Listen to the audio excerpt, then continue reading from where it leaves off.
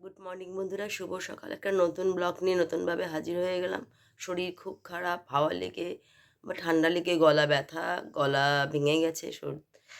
শরীরটাও ঠিক আছে, জুতের নেই, কিন্তু কিছু করার নেই, সামনে পরীক্ষা সমস্ত স্টুডেন্টদের। তাই উঠে বাড়িতেই পড়াতে বসছি। তারপর একটু বেরোবো দোকানের দিকে, কিন্তু গলার অবস্থা প্রচণ্ড খারাপ। সকালবেলা উঠেই ভালো লাগছে না, কাল রাত্রি থেকেই হয়েছে। তো চলুন, যেটা নিয়ে চলুন বলতেই হয়, 2 কাপ চা। ছেলে এখনও ঘুম থেকে ওঠেনি, এটা দিয়ে আজ সকালটা আবার শুরু করলাম, কিন্তু শরীরের অবস্থা একদম ভালো নেই।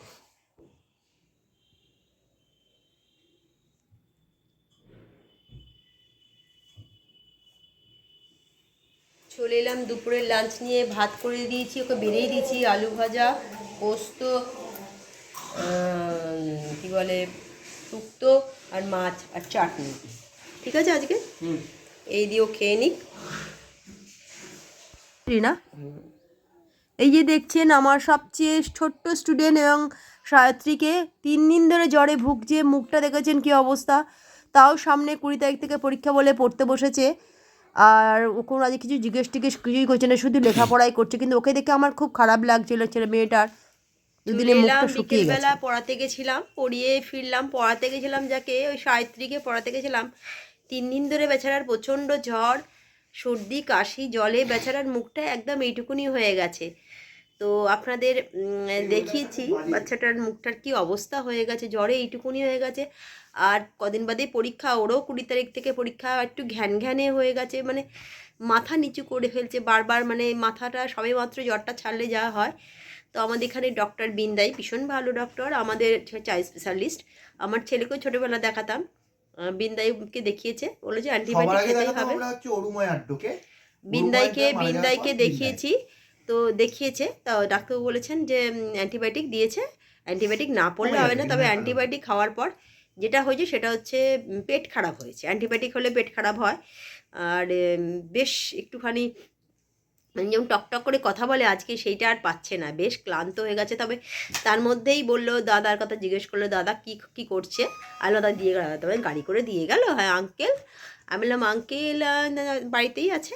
তা বললো ও আচ্ছা, দেখুন আমার ভালো লাগছে না, কিছু মাথা ব্যথা করছে, এইসব বলতে লাগলো। তো ওকে একটু দেখালাম আপনাদের, যে যখন পড়াশোনা করছে কিছু জিজ্ঞেস করিনি আজকে, কেন শরীরটা সত্যি আজকে ভালো নেই। তো এইমাত্র পড়িয়ে ওকেই এলাম। এটা নিয়ে চলে এসেছি, সেটা হচ্ছে প্রত্যেক দিনকার আমাদের 3 জনের 3 কাপ চা।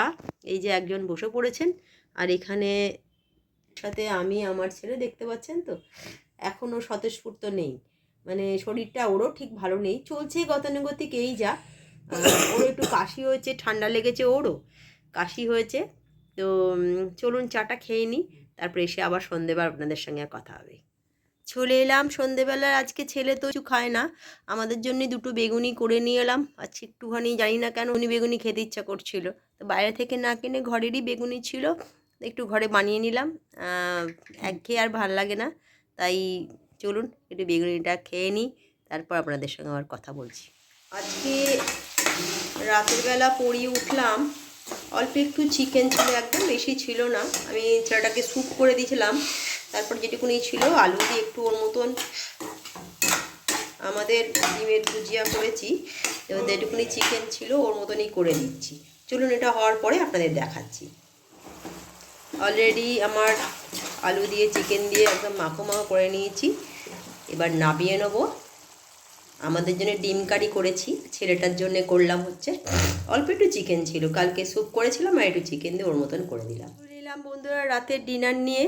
তো রাতের ডিনারে আপনাদের একটু চিকেন ছিল যেটা করেছি, আর এখানে 2টো ডিম ছিল, ডিমের কারি আমাদের জন্য করে নিয়েছি, রুটি করেছি আর স্যালাড। এই দিয়ে আজকে রাতের ডিনারটা আমাদের হয়ে যাবে। তো আর বাড়াচ্ছি না ব্লগটা। যদি ভালো লাগে লাইক কমেন্ট শেয়ার করবেন। তবে শরীর খারাপ, প্রচণ্ড সর্দি হয়েছে, একটু গা জ্বর জ্বর ব্যাপার আছে, জানি না কেন, সিজনের জন্য, সিজন চেঞ্জ হচ্ছে বলে প্রত্যেকেরই এরকম হচ্ছে, কিন্তু আমারও একটু হয়েছে। ছেলেটারও শরীর খারাপ, ছেলেটারও শরীরটা খারাপ, আর আমারও শরীর খারাপ, এইভাবেই চলে যাচ্ছে। আর সামনে যেহেতু স্টুডেন্টদের পরীক্ষা, এখন পড়ানো আর আর কিছু নেই, খাতা দেখা, ব্যাস পড়ানো আর খাতা দেখা, মোটামুটি এটা চলবে কয়েকদিন। কারণ ওদের 20 তারিখ থেকে পরীক্ষা আরম্ভ হচ্ছে, আপ টু মার্চ মাসের 13 তারিখ, মানে দোলের আগের দিন শেষ হচ্ছে। তো এই কটা দিন এখন পুরো চাপে থাকবো। আর যেটুকুনি আপনাদের সঙ্গে ঘরোয়া ব্লগ এর বেশি দিতে পারবো না, বেরোতেও পাচ্ছি না, কারণ পড়া কামাই করানো যাবে না এখন, রবিবারগুলোতেই দেখে নিচ্ছি। আর বাংলা মিডিয়ামে টুকটাক ওই 10-এর পরীক্ষা আরম্ভ হয়ে যাচ্ছে, ওরাও পড়তে আরম্ভ করেছে, কারণ এবার থেকে বাংলা মিডিয়ামে ফেল পাস মানে পাস ফেল উঠে যাচ্ছে, তো তাই জন্য ওদের প্রচণ্ড চাপে আছে। তো চলুন এই দিয়ে ব্লগটা শেষ করছি। যদি ভালো লাগে লাইক কমেন্ট শেয়ার করবেন। আপনারা আমার পাশে আছেন আমি জানি, একটু একটু করে আমার পরিবারে হচ্ছেন, সাধারণ মধ্যবিত্ত ঘরে আমরা, আপনারা আমার সঙ্গে আছেন, এইটুকুনি আমার কাছে যথেষ্ট। এইভাবেই আমার সঙ্গে থাকবেন, পাশে থাকবেন। কালকে একটা নতুন ব্লগ নিয়ে হাজির হবার। Good night, tata.